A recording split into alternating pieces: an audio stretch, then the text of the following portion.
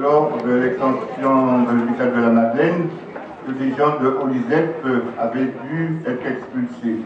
Et à ce moment-là, les communes voisines n'acceptant pas de faire du social, c'est la commune de Matoury qui a accepté de les accueillir sous ce secteur qui est devenu le secteur du vivant de Matoury. Merci encore au groupe Makenix.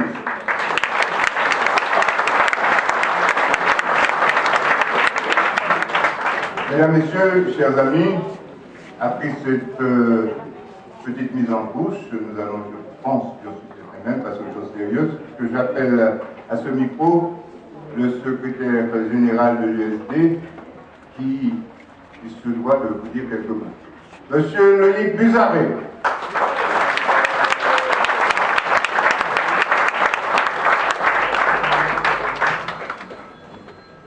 Mesdames, Messieurs, Mesdames, bonsoir en ce jour particulier.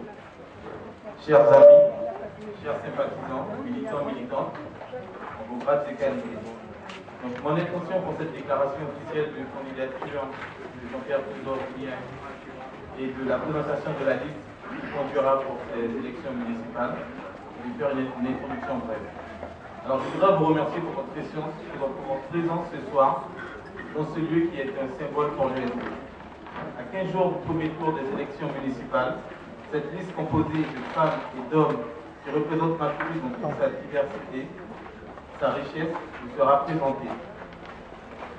Cette liste qui sera amenée, j'en ai l'intime conviction, à conduire, piloter la ville de Matoury vers l'excellence dans les années à venir, sera présentée à nos collègues.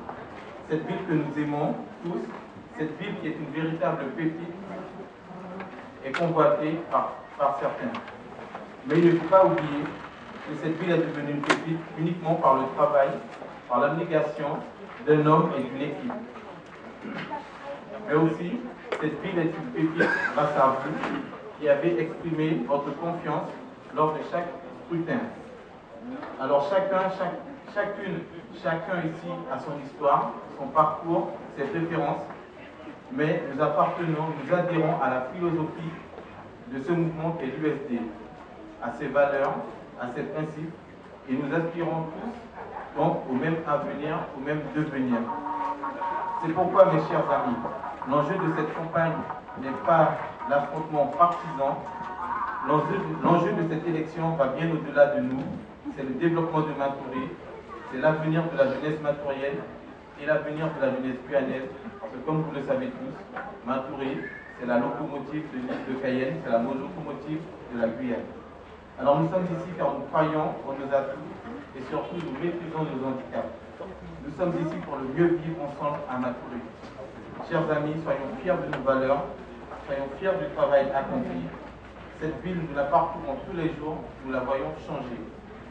Au service de ce mouvement, je souhaite que Matoury aille vers l'excellence. C'est le chemin qu'elle a déjà pris. Pour cela, il nous faut porter cette liste vers le haut. Il nous faut porter cette liste le 23 mars vers une victoire écrasante. Alors, il nous faut faire comprendre aux Matouriennes, aux Matouriens, aux citoyens et aux citoyennes les choix qui les attendent le 23 mars prochain. Le choix entre l'agitation, le tapage utile ou les ambitions, ces nouvelles ambitions pour Matoury. Le choix est évident, mais nous devons nous mobiliser, nous rassembler derrière cette liste pour faire gagner l'USD, pour faire gagner nos valeurs, ces valeurs de justice et de solidarité. Et surtout, nous devons nous rassembler, nous mobiliser pour faire gagner, dès le 23 mars, comme vous le savez, un seul jour, un seul tour, la liste conduite par Jean-Pierre Trudeau-Julien. Je vous en remercie.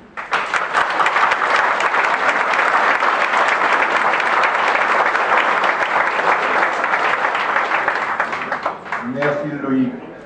Je dois vous avouer que Loïc a hésité parce que pas par la public. On ne peut pas lancer de campagne sans que le secrétaire général s'intervienne. Donc il a fait de manière merveilleuse.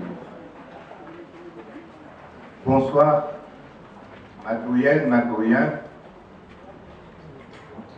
Et les fils électeurs de Matoury, bonsoir. Habitants de Zénith, habitants de Cognon-Larivo, habitant de Stoupan, habitant du lotissement Tchouka, je me perdrai tellement il y a de quartiers dans cette commune. Je vous dis à tous bonsoir, mais vous comprendrez que je puisse adresser prioritairement aux dames, puisque c'est, me semble-t-il, le journée internationale de la femme, et nous l'avons signifié par une petite rose, mais nous voudrions vous dire que ce jour-là a une valeur hautement symbolique pour notre mère, puisque sans les femmes, je ne crois pas qu'il se fait. Je le dirais simplement parce que ce sont des femmes qui l'ont décidé à se présenter pour la première fois, et ce sont les femmes qui, avec le mouvement des femmes des turbines, ont été en permanence derrière lui pour qu'il puisse avoir le courage de continuer sa tâche. Mesdames et messieurs, si nous sommes réunis ce soir, bien sûr, c'est coutumier pour la présentation de notre vie. Mais vous le savez bien, ce n'est pas une démarche simple, parce qu'il se trouve que nous avons face à nous deux individus qui ont décidé qu'ils pourraient faire mieux que celui qui conduit les affaires de la cité depuis si longtemps, et vous avez la preuve quotidienne de ce qu'il a pu réaliser en peu de temps. Il se trouve que ces deux messieurs ont décidé qu'ils devaient simplement déloger. Leur programme, c'est ça. Lorsqu'on leur demande qu'est-ce qu'ils proposent, parce que normalement, lorsqu'on va à une élection, c'est pour proposer aux habitants des actions susceptibles d'améliorer leurs conditions de vie, leur situation. Et pour tout programme, ils vous disent déloger au mien. Déloger au mien. On leur demande. Alors, il me souvient récemment, lors d'une émission, il y en a un qui a utilisé comment est-ce possible la méthode Roumia. Quand on lui a demandé ce que c'est, bon, il ne savait pas. La méthode Roumia, c'est le travail d'efficacité. Il n'y a rien de compliqué là-dedans, on n'a pas besoin d'aller chercher bien loin. Mesdames et messieurs, il est important quand même que nous vous rappelions, que je vous rappelle, qui sont ces hommes. Vous avez une liste qui s'appelle « Oui, c'est possible ». Qu'est-ce qui est possible? On ne sait pas. On ne sait absolument pas. Oui, c'est possible. N'importe qui peut le dire. Oui, c'est possible. La preuve, je suis debout, c'est possible. Voilà. Et ce monsieur, il a dû faire un petit séjour sous d'autres cieux, la suite de petits problèmes qu'il avait eu. Vous savez, c'était un agitateur.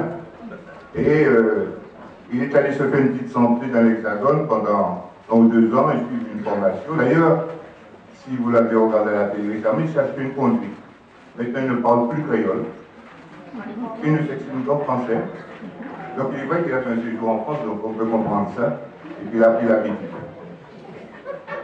Mais, ce qui me chagrine avec lui, c'est cette espèce de hargne qu'il a lorsqu'il parle de notre mère.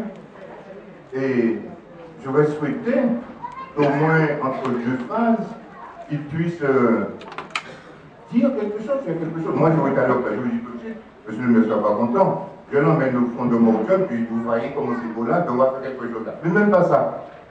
Même pas ça. Il se contente de dire qu'il ne s'est rien passé, il n'y a rien qui bouge à Matoury, que Matoury dans la souffrance.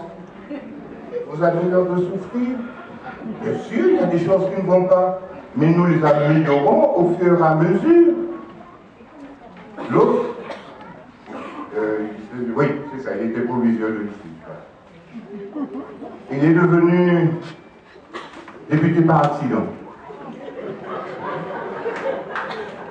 Parce que lorsque vous avez 15% dans l'électorat qui vous fait député et que vous allez vous vanter, parader, c'est un peu triste. Et bien ce monsieur, lui, sa liste s'appelle respect. Enfin, ouais, j'ai oublié. C'est le mot respect. C'est pourquoi j'ai retenu ce mot-là. C'est parce qu'il n'y a aucun respect pour les Matoyens, pour les Matoyennes, sinon il ne les prendrait pas ainsi pour des gens ignares. Parce que lorsqu'ils prétendent qu'il n'y a rien à Matoury, les gens de Matoury ne sont pas aveugles. Les gens de Matoury voient. ce qui se passe. Alors cette personne, si on devait parler de respect, c'est lui qui en manque. Il en manque énormément. Et je vous dirais que beaucoup d'entre vous savent qu'il est dans l'air du temps que l'on légifère sur le cumul des mandats. Le texte a été voté récemment d'ailleurs pour empêcher qu'un député au niveau national, député ou sénateur, puisse être à la fois maire, et cela peut se comprendre, compte tenu surtout pour nous, départements si loin de l'Hexagone, cela peut se comprendre parce qu'on peut être difficilement ici et là-bas. Eh bien, lui, ce monsieur, je peux vous dire qu'il a été le plus mal noté des députés. C'est-à-dire sur les 17 plus mauvais députés de France, eh bien, il va donner une position. C'est-à-dire, j'ai vu une revue récemment, il a été 17 fois présent sur 45 ans. Enfin, il n'est pas à l'Assemblée nationale et il n'est pas non plus en mairie. Mais où est-il? On ne le voit pas. Et aujourd'hui, il revient avec ses grands sabots en disant oui, je suis député, donc ce titre-là suffit pour faire de vous un bon maire. Mais soyons sérieux. Il prétend qu'il, lorsqu'il s'occupait de jeunes, qu'il les avance, mais il a oublié qu'il a sacrifié pas une génération, mais une année de jeunes, parce qu'il devait créer un fameux BTS, et puis il a oublié d'envoyer les papiers au rectorat. Il a été sauvé, je ne sais pas quelle machination administrative. Et ce monsieur qui prétend donner des leçons de gestion, il a été principal dans le collège. 7 ans après qu'il soit parti, on n'a pas encore réussi à arrêter les comptes. 7 ans après, parce qu'il n'a jamais pu les rendre lui-même, il reconnaissait sa faiblesse. Alors, je peux vous dire, je pense, et je n'en doute pas un instant, que vous saurez lui dire le 23 qu'à Matoury, on veut des gens sérieux, pas des patapata, des gens qui travaillent. C'est ce que l'on veut Matoury, c'est ce qui a toujours motivé votre